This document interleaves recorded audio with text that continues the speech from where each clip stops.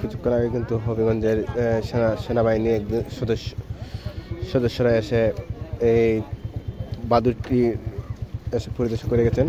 তারা কিন্তু বিভিন্ন বাঁধ দেখে যাচ্ছে এবং ঝুঁকিপূর্ণ যেখানে রয়েছে তারা কিন্তু শীঘ্রই